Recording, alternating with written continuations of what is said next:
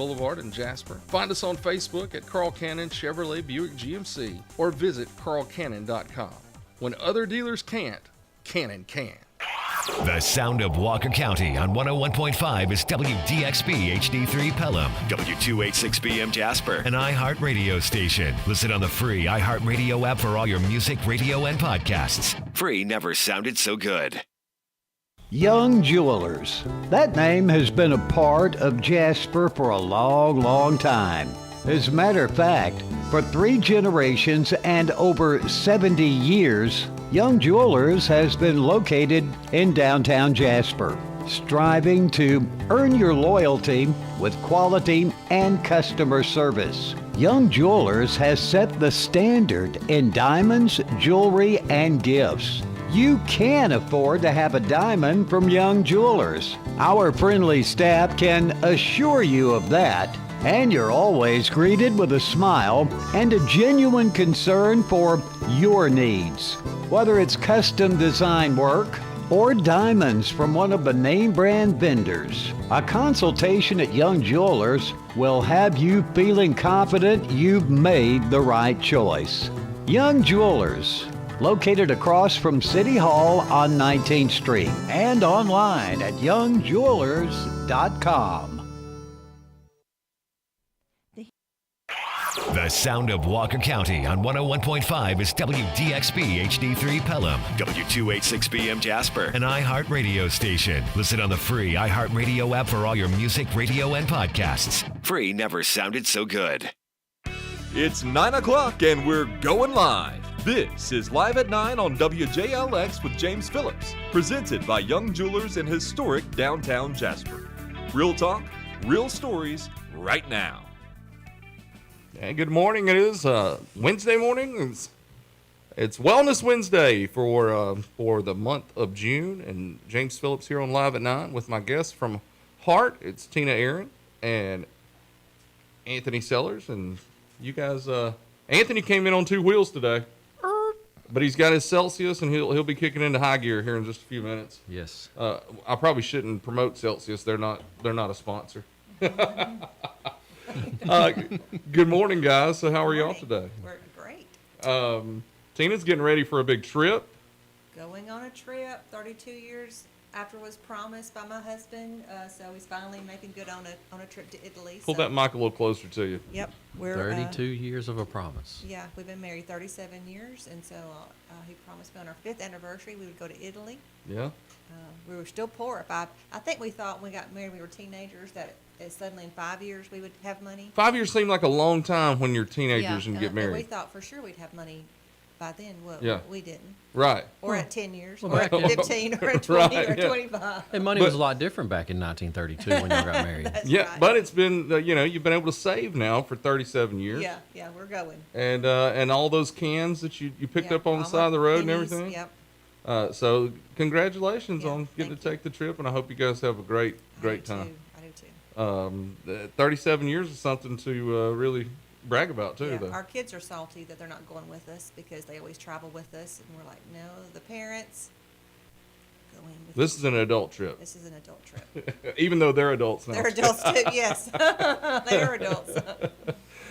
This morning we were going to talk about PTSD, which is something that affects a lot of people, and maybe even in ways that people don't understand. PTSD can come in so many forms. I think for years we probably only thought about our heroes, our fire and police and our military, that they suffered PTSD from things that they've been through. But everyday people go through traumatic things, and PTSD can be a very very large thing in a lot of lives. So Tina, you've got your notes as usual. Tell us a little bit about PTSD and get us kicked off here. Well, post-traumatic stress disorder, and like you said, it kind of originated or got the term from veterans, from the wars and things like that, and these soldiers were having all of these issues, and finally, I always get his name wrong, Bessel van der Kolk, I think was the doctor that kind of, the body keeps the score. They were doing all these studies on veterans, and they coined this term, and but yeah, a lot of people can have these same symptoms because it's the trauma that we've experienced that causes us to get locked in our mind in this situation and kind of reliving it when we were triggered in different things. Yeah, I mean, what PTSD really is a reaction to trauma. And so we know, like, speaking of veterans and things like that, that's why it was so highlighted, because they experienced an immense amount of acute, reoccurring trauma in wars and things like that, where they saw things that humans really wouldn't meant to see. But when you think about the vastness and the broadness of PTSD and trauma, children also today see a lot of things that a child should not see. And I think what ends up happening is it's just the way the brain reacts. So in trauma, the amygdala becomes enlarged, overactive. The amygdala is that fear center in your brain that says something's wrong, something's wrong, something's wrong. And when that thing's always on all the time, it kind of becomes the boss, where it was put there for a reason. It was put there. If a bear comes running at us, we got three choices. Right. You know, run, punch him, or play dead. Yeah. Fight, flight, or freeze. And it's the same thing when that is when acute trauma is repetitive, and it becomes less acute and more chronic. It changes the brain's function and causes that amygdala. Me and Tina have actually looked at scans. The amygdala becomes larger.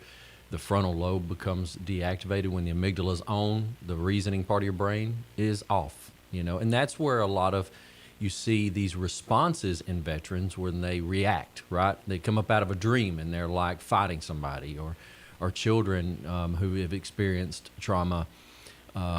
You could show them. We show this video in our trainings that was called Removed. Is it called Removed or something like that? Yeah. And a foster child was showed a dress, and it triggered this memory in her brain of a dress her mom was wearing when she was being beat, and she just started screaming and going nuts, and the foster parent didn't know what was going on. That's PTSD. The brain remembers, the body keeps score.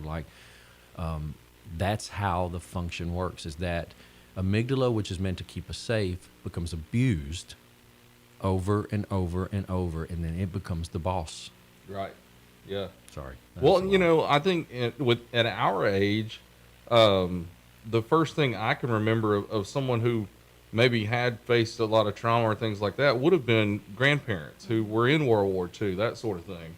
And there probably wasn't a term for them when they came back as PTSD that long ago. But I just remember my grandfather, he was a medic in World War II. And so his job was going through as the battles were going on. He was going through and he was having to decide who could be saved and who couldn't be saved.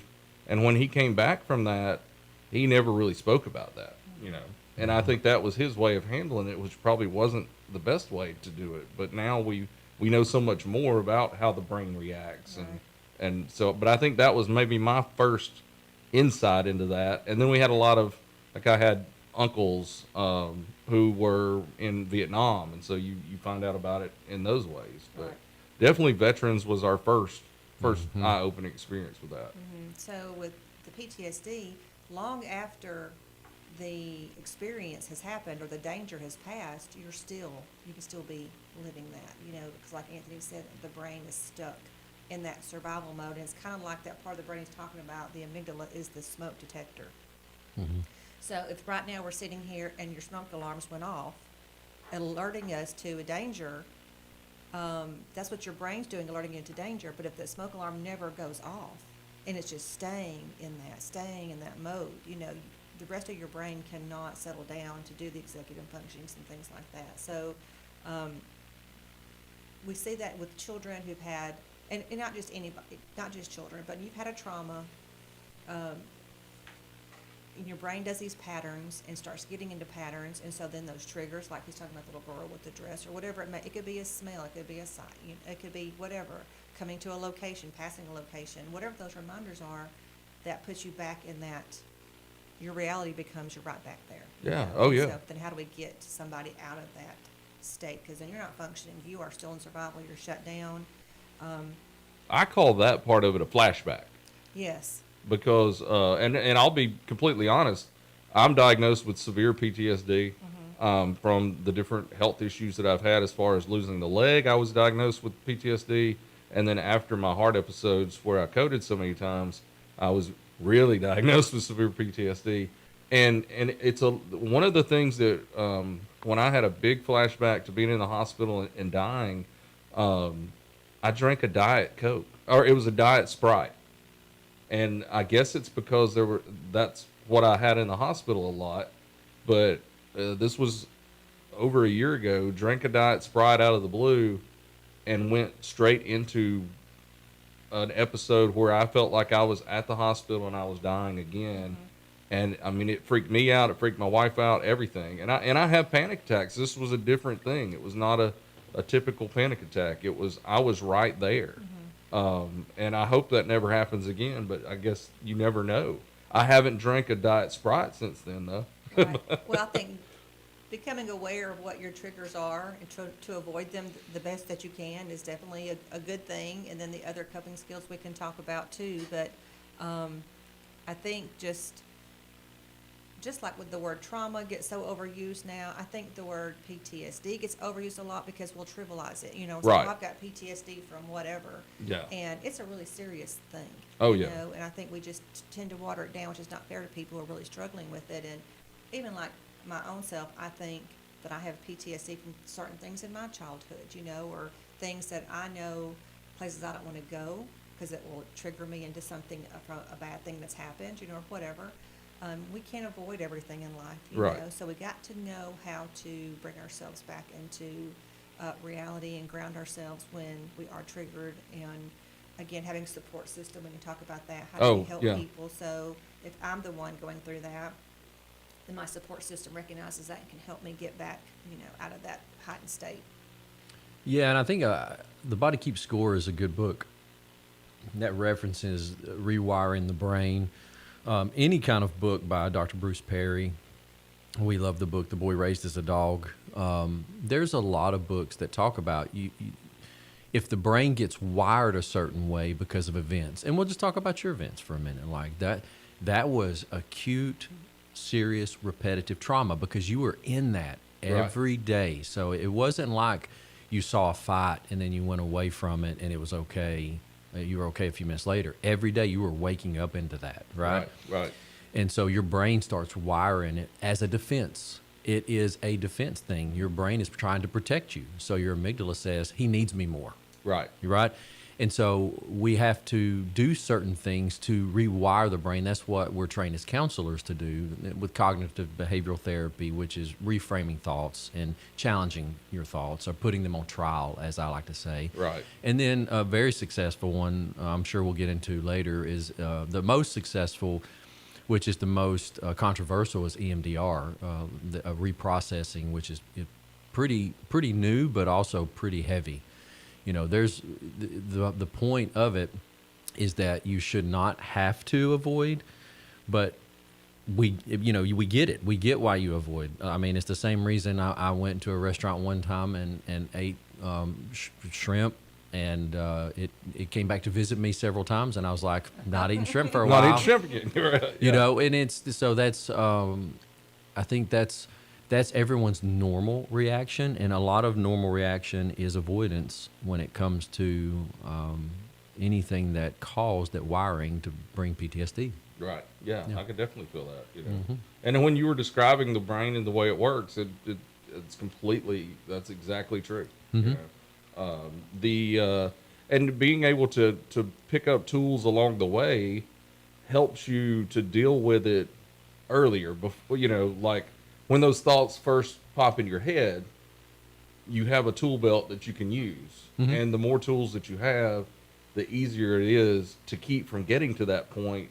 A lot of times that you are in a full-blown panic attack, or you're having a flashback, or things like that. So yeah, it's definitely that. And now, one thing I was going to ask you guys that I've considered myself, because some of the things that I went through, I don't remember, because there's about a 10-day span that I have zero memories, but there was a lot of stuff going on. I've thought about hypnosis. And I didn't know if you guys have ever been open to that in any way or anything. I mean, it's not something that I do. I know that it is a method to achieve some of the same things that counselors would do. I'll let Tina answer that too, on her side of it. When it comes to hypnosis, all you're trying to do, and we're taught this early in counseling school, your job is to bring the unconscious conscious. Right. Because what happens is those buried memories, and that happens a lot, like with, especially with children and like sexual abuse and things like that. They won't even remember it. Right.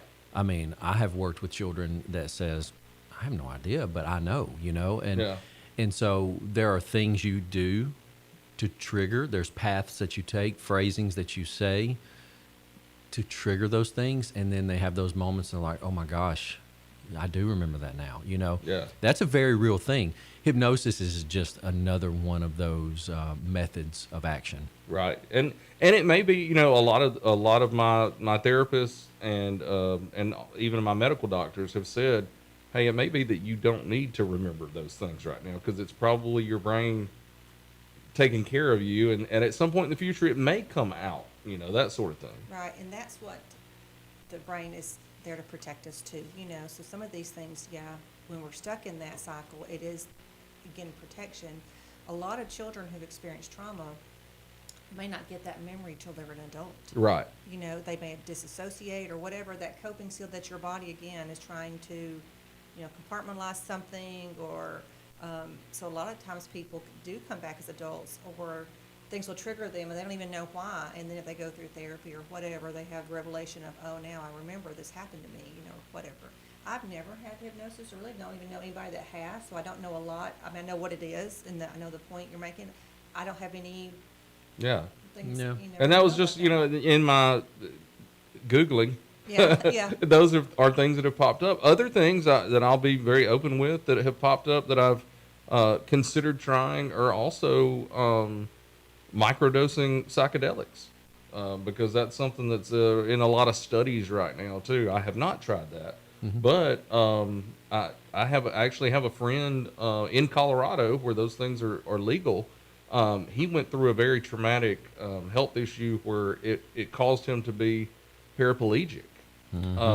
And he has done microdosing of magic mushrooms, and it has helped him not only mentally but also physically. He thinks, whether it did or not, he thinks it has helped to regenerate some nerves and things like that. So, but there are a lot of studies out there that show those things can do that. Yeah.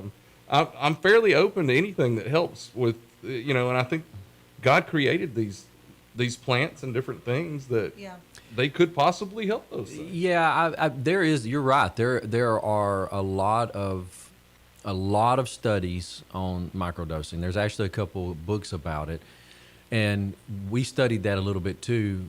I always try to be holistic. Right.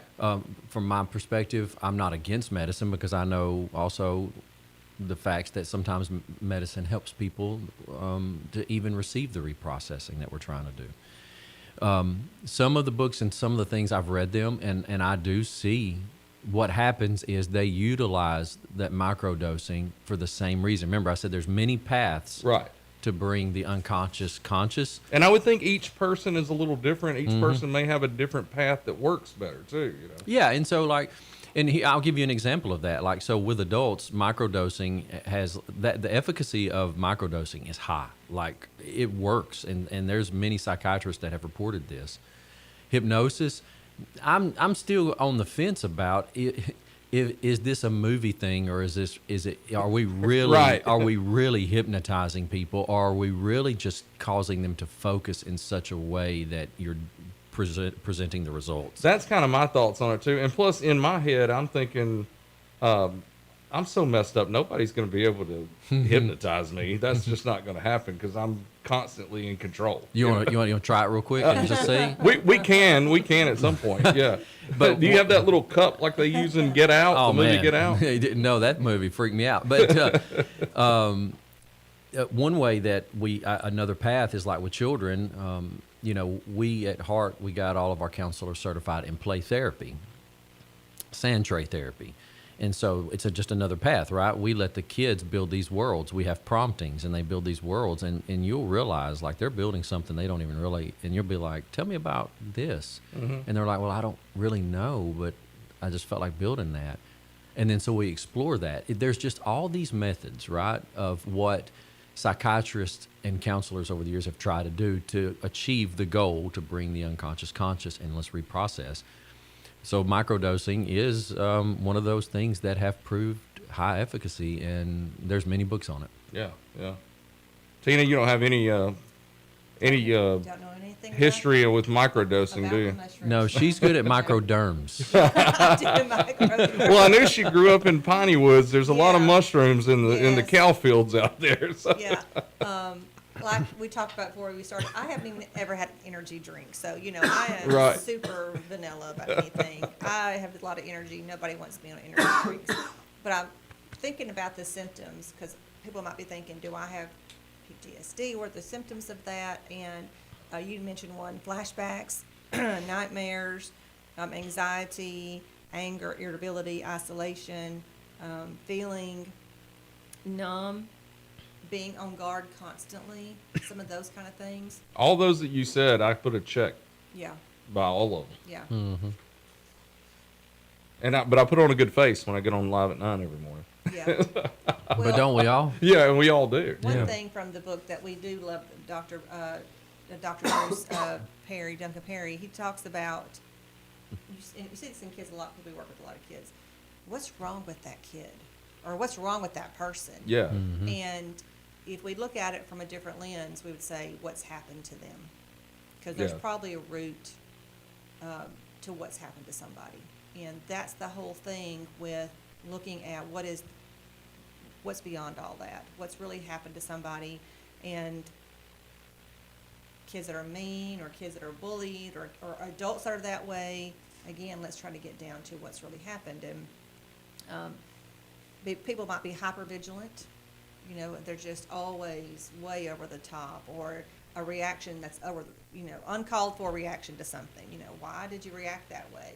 Again, it might just been that was the trigger, or that's press that button, or Right. and again, they may not even be aware of it.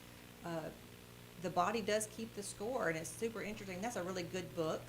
It's a really long book, and the first part of that book is really talking about the origin of PTSD. Then the last part of that book really talks about things that can be done and goes into all of it, and it's super good. But if you listen to an Audible or audio book like I do, it's like 14 or 18 hours. I don't know, Oh, it's wow. like- So it it's is a like- long book. It is like really long. I always like, because every month when you guys come in, you have a great book to recommend, and I spend too much money a lot of times because I want to get each of the books that you talk about. I bought the book that you talked about last month. I haven't started reading it yet on anxious people. Building the Non-Anxious Life? Yeah. John Deloney? Yeah. Mhm. I bought that one. It's sitting right beside my bed right now, and it's the next thing that I'm going to read. So Yeah. Well, another good book, and I'm listening to it again, actually, because I've listened to it before, and I actually have it. I meant to bring it this morning. I left it sitting in my office. The Dr. Perry book is Boy Raised as a Dog. I've heard of it. I've Yeah, never read it, but is. Yeah, it's very, he goes through his very beginning of being a psychiatrist and his very first cases, and they're very graphic and traumatic of these children that he's dealing with, and how he's pulled them through, and how he recognized that it was PTSD in them. And it's not just talk therapy. Sometimes it's not enough. Sometimes he had a child that he worked with for 3 years and made great progress, and then he found out she immediately went back into terrible behavior, Yeah. because, so sometimes it'll just come back, and especially for children, it may come back at adolescence and developmental things, you just never know. So you might have therapy that works for a while. You may have to revisit it down the road, Yeah. But again, having that good support system, people recognize that sometimes in you, because sometimes we cope in the wrong ways and try to, we talk about, is it mental illness? Is it drug abuse? What happened first, right. But it goes sometimes hand in hand, because we cope with, we don't want those panic attacks. We don't want those flashbacks. We need to sleep. We need to function. We need to quieten that part of our brain that's just Yeah. like Anthony says, the clapper is just, it's that smoke alarm that never goes off. You Yeah. ever had it in your? I'm a terrible cook, so I have a lot of experience With smoke alarms? And you're waving it off, because Yeah. it's so piercing. You can't stand it. And you imagine going through life that way, that it's just never going off. Well, and I think a lot of people probably, like you had said earlier, they kind of want to avoid more than actually face it, and it probably just depends on the type of person you are. Mm-hmm. You either want to, if somebody wants to avoid conflict a lot in their life, they probably want to avoid that inner conflict as well. Yeah. But then there are people who are like, okay, I got to find out. Yeah. And that's kind of more my mindset is, okay, if something's bothering me, I got to find out why it's bothering me and what I can do to keep it from bothering me, that sort of thing. Yeah, I mean, and when you, I'll say this about The Boy Raised as a Dog too. It's probably up there with one of my favorite books. It's a little, it's not like a Frida McFadden book, It's not going to be super fun to read. Right. But when you realize Dr. Bruce Perry, I realized it in this book, and this will resonate with you because we grew up in that Waco situation, right? Yeah. So he was the psychiatrist that was on scene that got all those kids. And he talks about that in the book, and how that was a trauma and how he worked with them. And I didn't know that, but he was the man they called to solve that situation. PTSD has such a wide gamut. And poor Tina, she has experienced the fullness of mine, even though it's not like I didn't go through what you went through, and I haven't went through what veterans have gone through. It has such a wide gamut. So like when I was young, I never felt good enough. When I was a kid, like even in sports, like I was really good at most all sports, but you could have done better. You could have done better, should have done better. Right. And so that buried into my brain that I needed to do more. And now, like people, I literally once a week are like, why are you doing so much? Why are you doing so much? And if anyone ever questions my worth or what I'm doing, it switches off the nice part, and then this broken little child comes out, and he is with a John Wick looking body. Right. Yes. You know what I mean? I was going to say Schwarzenegger. Let's go with Schwarzenegger. With a Schwarzenegger body, but with the mind of a broken, not good enough 7-year-old. And that's a dangerous combination. And that's what that's another, like on the scale of severity, yes, that's less severe because nothing crazy really or bad happened to me. But it rewired the brain, and then I can have that PTSD thing. You question my worth. Right. Well, 43-year-old successful Anthony's going to go to sleep, and 7-year-old Am I Worthy is coming alive. Right. And you can't control it. Well, and it's like you talked about it. That's one of those things. It's an over and over again thing. Like you had this your entire youth. You're thinking this, Mm-hmm. So then you have to go back and reprogram everything. Yeah. And that's difficult to do when your brain's on a different level. Our brains, they remember things so well. Like losing my leg, my brain still thinks that foot's there, mm-hmm. and it still feels that foot. I still feel that foot, and that's a different type of trauma. Mm-hmm. But it's such a strange thing, and it's just like that when you're going through experiences. If your brain continuously goes through these experiences, it's not going to forget it. It's still there. Yeah. And even if we repress it, it's still there somewhere. Yeah, absolutely. And little moments can heal it too. I remember I saw a buddy of mine at one of my son's baseball games. We grew up playing baseball together, and our sons were playing against each other. And he goes, man, there's that star first baseman. Ain't nothing getting by him. And that brought instant joy. Right, Like, yeah. Maybe I was good, Yeah. And so that's just a little bit of how reprogramming works. And now we know that Anthony's love language is words of affirmation. It is words of affirmation. 100%. Yeah, I mean, it really is. And it's not that I like to hear good things. It's just that it heals me. I was just going to tell you, I love you, Anthony, and I think you do a great job. Thanks, buddy. I think it's a great time to take a break, too. So let's take a break, and we'll hear from our sponsors. And when we come back on Live at 9, we'll talk a little more about PTSD and ways that people can combat it and get through PTSD. So we'll be right back after we hear from our sponsors on Live at 9 with James Phillips on WJLX.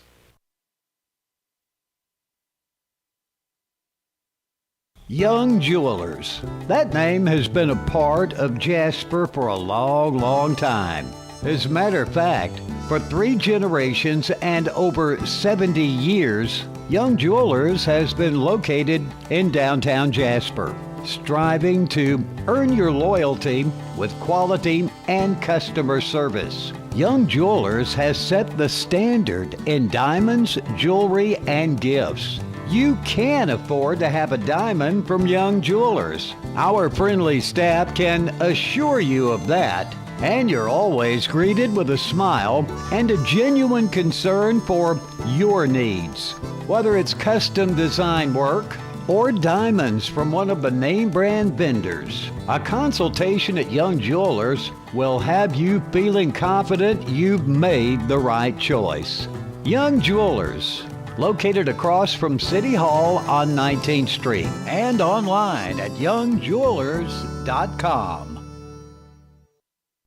Start your story at Bevel State Community College. Whether you need seamless academic transfer classes, high-wage, high-demand career technical or health science programs, rapid training opportunities that get you into the workforce quickly, dual enrollment or adult education courses, Bevel State is your community college for a quality education. Visit bscc.edu to learn about our convenient and affordable options to make your future visible. Your story starts at Bevel State. Carl Cannon, Chevy, Buick, GMC, Cadillac, Corridor X, and Jasper. We're more than just a new car dealer. We're a certified pre-owned dealer, too. As a used car dealer in Jasper, we have access to a wide variety of used cars from across the area. As a new Buick, Chevy, Cadillac, and GMC dealer, we have the latest models that GM provides from 4 amazing brands. Let us show you around our dealership. With so many options, we're sure you'll find what you're looking for. Browse our inventory online at carlcannon.com. When other dealers can't, Cannon can. Carl Cannon, Corridor X at Industrial Boulevard in Jasper. Hi guys, I'm Dr. Martin Roberts, owner of Jasper Veterinary Clinic. 3 years ago when I set out to open my own clinic, Pinnacle was my bank of choice to help that dream become a reality. Recently when we needed to expand and had the opportunity to acquire property adjoining to ours, I made one call to Wayne and he set those wheels in motion. If you have banking needs, give Pinnacle a call. Hello everyone, I'm Drake McKenzie from All South Land and Timber. We have been banking with Pinnacle Bank for over 25 years. The customer service at Pinnacle Bank is first class. We highly recommend banking with Pinnacle Bank for all of your financial needs. I'm Robin Reed Allen, Chairman of the Board of Pinnacle Bank. Come see our team and make Pinnacle Bank your bank too. Pinnacle Bank, member FDIC. If you're craving great food in a place that feels just right, it's time to head to Jake's on 4th in downtown Jasper. From stacked made-to-order burgers to hearty favorites fresh off the grill, every dish at Jake's is cooked with care and full of flavor. It's comfortable, relaxed, and always welcoming.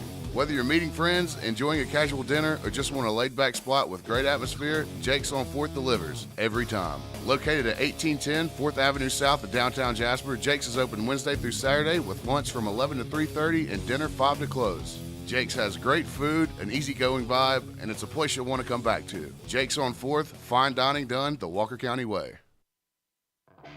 Hey, this is Nick Norris from The Game Managers. Every Friday afternoon at 6 on WJLX, Patrick Hanna and I break down the news of the week in sports. From local high school games to the biggest moments in college and the pros. No hot takes for clicks, just sports news, real analysis, and the conversations you actually want to hear. If you like sports as much as us, then make The Game Managers part of your Friday nights. We'll see you there. The sound of Walker County on 101.5 is WDXB HD3 Pelham, W286BM Jasper, an iHeart radio station. Listen on the free iHeart radio app for all your music, radio, and podcasts. Free never sounded so good. You're listening to Live at 9 with James Phillips, presented by Young Jewelers on WJLX. And we are back on Live at 9. James Phillips here on WJLX. And let's say thank you to the sponsors again. Everybody you heard, and then also our title sponsors, Jake's on 4th and Young's Jewelers. It's Wednesday. Go to Jake's. They're there today. I've seen Tina there a couple times when I've been in Jake's. So I know that you frequent Jake's sometimes, and I'm sure Anthony does as well. I have not been. Have you not been there? I don't eat out a whole lot anymore. Well, you are in great shape. Schwarzenegger. Yes, and more words of affirmation. I'm going to try it the entire rest of the show. Thank you. I may go over the top with it. That's all right. You know, anything that makes me feel like I have less of man boobs, I'll be okay. And then Young's Jewelers, they've got a big event coming up. I believe it's tomorrow. I should have looked that up before I started talking about it. But they have whiskey and watches thing going on, and also it'll be a putt for a cause where they're raising money for rough. So if everybody will check out Young's Jewelers Facebook page, you can get all the information, and I'll give it out. We'll give it out on the Woody Show today too as well. So thank you to those guys. We're talking about PTSD today with Tina and Anthony from HARTT. We kind of talked about PTSD and some ways that it comes about, some ways that you can fight it as well. But I think Tina's got plenty more information that we haven't gone over.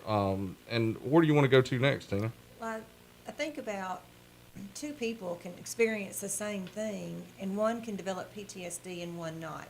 So why is that? And some people have different protective factors. We know that growing up. We talked before on the show about adverse childhood experiences and things that make us more susceptible to things. So factors that can play a role in why I might have PTSD and Anthony might not if we experience the same situation, or two siblings growing up in the same house and one, responds different. It could be genetics. It could be a previous trauma. I'm already now kind of wounded and predisposed to things, It could be the support system. I got help early on.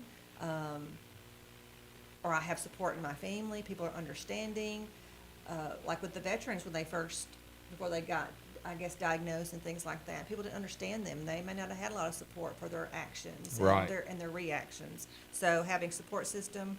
I do think a support system is huge. Yes. No matter if you're alone, you've got to find somebody to be a support system. And when you do go through things, I was in a support group after the first round of HARTT episodes that I had, and I got to meet several guys. And the first time that I met with them, I came home crying because two of the guys in the group basically had no one. And it made me think about not just my wife and kids at home, but the entire community that I live in and the people who have reached out and who have been there for me, that sort of thing. I have a support system that is so uncommon. But these guys, they really did. They had no one. The one guy, he talked about how when the hospital called him, he had been out of the hospital for a week, and the hospital called to check on him, just to see how he was doing. He started crying, talking about how, and it was just their job to call, but it was the only person he had that literally checked on him. And that just hit me so hard that I take for granted the people that are around me, Well, here's how it affects. I think Tina brings up an excellent point, and I've used this illustration so many times. The support system is so important. And Superman fan? Yes. Okay, huge Superman fan. Superman fan, or are you a Batman girl? I know who they are. Okay. She's more of a Spider-Man person. So Superman goes through this huge trauma, right? Yeah. His world has ended, and he's lost his parents, and he's shipped off into this place, just like children, right? They foster children. They lose their parents. They get shipped off to another, or any other trauma. Superman had the power to do one of two things. He could be evil and dominate the world, and the world would have to bow at his feet, or he could be the savior the world needed. Yes. And it's also a very Jesus story as well. Absolutely. So what was the one thing that decided that? John and Martha Kent. Yep. His support system helped take that trauma and shift that onto the good side. And because of that supportive adult, that wasn't his parent, it was his foster parents or his adoptive parents, right? But it could be any supportive adult. Any support helped take that terrible trauma and see all that could happen and say, here's how you use that for good. And Superman wasn't innately good. He was a conqueror. Yeah, I mean, and really, depending on which lore you read, he was sent here to be evil almost. That's right, to rule. Yeah. And because of that support, all that was shifted into the blue and red that we know. Yeah, yeah. I like to think that Lois Lane had a little to do with it too. Yes, she did. The love in his heart. Yes, she did. Yeah. So faith, we're people of faith. So obviously, we can find support through you can find scriptures to match any symptom that you're basically going through, you know. If it's anxiety, if it's whatever. We know the Lord that obviously can heal anyone. So you don't discount what faith can be a part of that, or having a good support system in your church. Excuse me. We have at HARTT a juvenile diversion program. So the teenagers that are 12 to 17 that come through juvenile court, Judge Allred orders a lot of them, depending on their crime, I guess you want to say, or whatever they've done, if it fits, they come to us. And so we have group on Tuesdays, which was yesterday. So I went to group, probably 13 or 14 kids in there. And yesterday was vision board day. They had to bring vision board they worked on with their coach, their resiliency coach, all week. And they had like 10 questions they had to answer, and they had to present it. And these are teenagers now, they're on probation for 6 months. Right. They have done something to be on probation. And so many of them, I think I told you this, Anthony, when I came back, what they wanted in their life was peace. Yeah. How many teenagers Want peace. want peace? Right. Yeah. You know, of course, they had like the house and the cars and that kind of stuff too, but so many of them said, I want peace in my life. Yeah. You know, they don't have parents, a lot of them. They're being raised by other people, or they've had traumatic. So if the world or our community looks at them as juvenile delinquents, lock these kids up. Well, you know, they're wreaking havoc on the neighborhood. Right. Okay, but again, if we look at not what's wrong with these kids, what's happened to these kids, and get down to the root, and you see their family life or lack thereof, you know, or their dad's in prison, or they don't have one, or they're one of them had just lost both grandparents that had raised him. Yeah. I mean, Well, and I feel like groups are so important. so important. Because, you know, no matter what you're going through, somebody else is going through Right. something Yeah, similar. absolutely. And we live in a world where it really is so much easier to find other people who have gone through those things. Even just if you look on social media, Facebook, there's tons of different support groups that you can get involved with, even if it's not face to face. It's better to be face to face, I think, just because you really can relate. But I think groups are very Yeah. important. And peer support. So, like, it's very important for these kids to know they're not alone. Other teenagers. Now, we don't want them to do bad things together. Right, yeah. But Well, they're teenagers. They're probably going to do something stupid. Yeah, we definitely don't want that. we don't want Yeah. that. We do have, you know, male and female Yeah. kids in there, but a lot Certain of support. certain Right. support. But a lot of them are talking about the question was, what's one thing that you can do to make your life, you know, better or whatever. And a lot of them said, we're hanging around the wrong people. Right. And they are starting to recognize, again, their support group could be a bad support group, you Right. know, bad influencers. But if that's their family, that goes back to gangs. Gang members are like, that's my family. Yeah, that's That's true. my family. So support is huge. So I think finding support system, and a lot of people just don't have actual family. They Yeah. don't. Well, you know, that reminds me too, like when I first started seeing the psychologist that I talked to, he looked at me and I was like, man, He almost gave up, didn't he? I mean, he did. He was like, he kept saying, he's like, you're marvelous. You're marvelous. I'm like, you are feeding my information, sir. But why are you saying that? And he was like, well, because the things that you have faced. And I just kind of went through some of the story of like when my parents divorced and all the different movements. And to a lot of parents, no disregard to them, they were just trying to figure it out the only way they knew how, right? Right, yeah. And a lot of times parents can get kind of absorbed in that and not and be empathetic to what the kids face. And Yeah. so he said, according to the data, you should be on drugs or in jail or dead. So you are marvelous. Yes, thank you, sir. But, you know, he said, what was it? And even Judge Allred has asked me this before. What was the thing that changed? What made you different? And I don't know, I just started catching a ride to Summoning Church of God like at 10, 11, you know, and then I ended up going to church with Tina and at Abundant Life. And I think what the difference was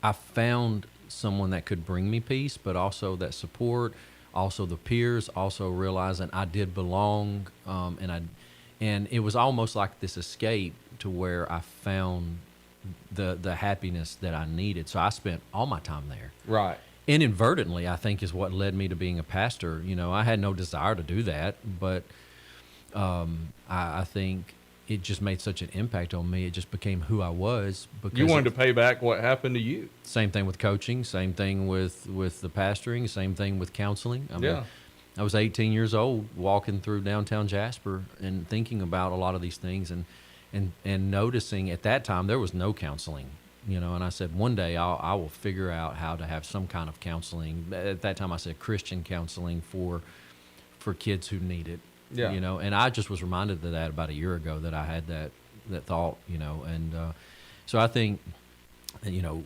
being people of faith, as Tina mentioned, I think that's a huge thing that brings peace and support too. And trauma, I meant to bring this sign too and left it with the book on the desk. Trauma comes back as a reaction, not a memory. Every time, it's like you just mentioned, you've got some things you don't even remember. Right. You might have a reaction to something. It just felt like if Anthony was severely sunburned and I touch him, you know, he's going to react because we have sunburns. We have psychological sunburns a lot of times, you know, and something hits that and we react.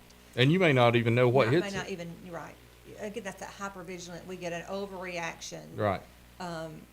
Some people are not self-aware of things at all, you know, Yeah. and it can cause, I mean, you know, you lose your marriage, you lose relationships because you're mad at yourself and you hate yourself. But if we can walk away with something from today, I don't want people to think that they're damaged goods if they have, you know, had something. There is healing. Right. There is restoration. You may have to, just like we talk about grief, things may look different, maybe a new normal, but you can heal through things, you know, and still have a great life. And again, use your powers for good.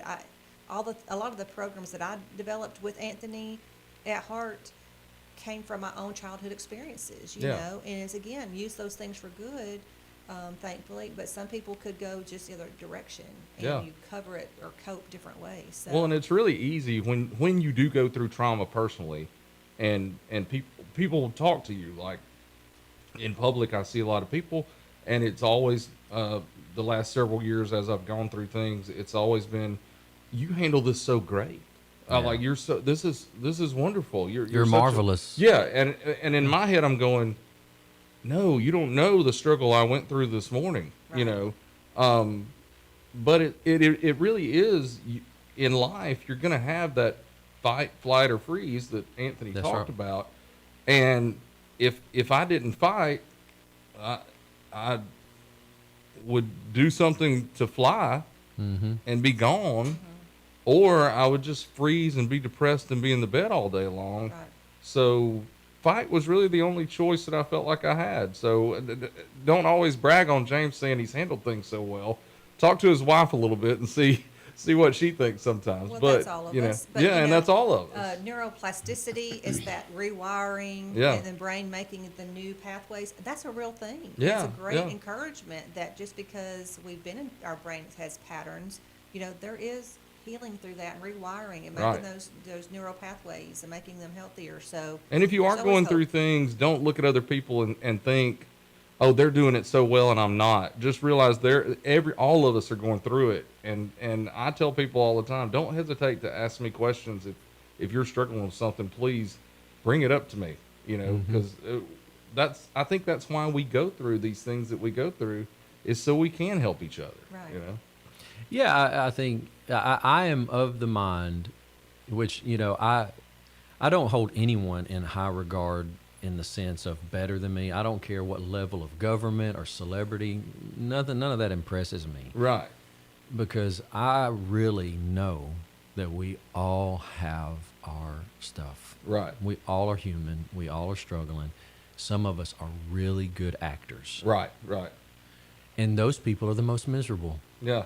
It's the ones that can sit across the table from a good friend and say, here's the things that I faced and I struggle with it. And then that person say, man, I'm so glad to hear that you said that because I haven't ever told anybody this, but I'm struggling too. Right. That's why like church small groups are so good. I had tried to get our church away from the Wednesday night service because I thought small groups would be better. That's just the thing that I was feeling. And in there, it was so guarded. I had 6 people, and I just laid it out. I was like, here's the things that I struggle with. and then all their eyes just got big, right? Yeah, they're like, oh my God, you know, and then one older lady, pastor. yeah, one of the older ladies says, you know what, Aunt, me too. Yeah. And I was like, well, that's kind of odd, but thank you for sharing that. I didn't know you struggled with the same things that I struggle with, right? Right. And then it just, everyone, I couldn't get them stopped. Right. Yeah. When people realize that, man, we're in this thing together, we Yeah, don't have that's- to hold on to it. That's the key. Yeah. And don't just look at everything you see on social media where people are so rude and unkind. No, Yeah, that's Dr. garbage. Perry says that healing happens in relationships. That's where he thinks healing happens Yeah. the most. And we are built for connection. We talk about that on the show a lot. We're built for relationships. It's not good to be isolated. But there is healing and it's possible. And so we always want to be, encouraging that. Yeah. Well, if somebody's listening and they have a loved one or they themselves feel like they're struggling with trauma and PTSD, how can they reach out to HARTT? What's their next step? They can call us. They can go on our website. And, we're in the age now. There's a million podcasts. There's doctors that are giving this information out, much more skilled than we are, Right. and neuroscientists and stuff. Search some things out. It's all, a lot of stuff's free, and educate yourself on some things. And beautiful weather, go for those early morning walks. My brother told me he's retired recently. He said he walks 5 miles every morning. He said, I need it for my mental health. Right. He said, Yeah. I walk every morning for my mental health. And do those things to help yourself, then avoid the things that are not good for us. We do not need to be coping with the bad things, using bad coping skills. So, Right. Which is just a form of flight. Yeah, it definitely is. Yeah. Yeah. Well, and I tell everybody about HARTT, about you guys. It's not just, hey, if you think you need to go see somebody and talk to somebody, you guys are here for the entire community. If you're going through something and you just need some help, they know the resources, and it might be that one of you guys know a podcast that you tell somebody to listen to. Like it's things that are that easy. But if you're listening and you're struggling and you need something, call HARTT. Let them know. Yeah. Or if you just need somebody to talk to, hey, call James Phillips. I'll talk to you. I like that. I'll listen. Yeah, I love it. I like that. Yeah, we need each other. Need community. Right.